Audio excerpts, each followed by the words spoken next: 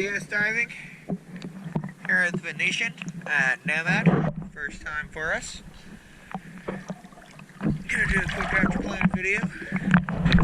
It's pretty dirty on the surface line, but cleaned up nicely, and it looks pretty good. I did not see any zincs. This is a outboard. Besides this one, but it's an outboard. It's cleaned up good. Let's go take a look at the hull real quick.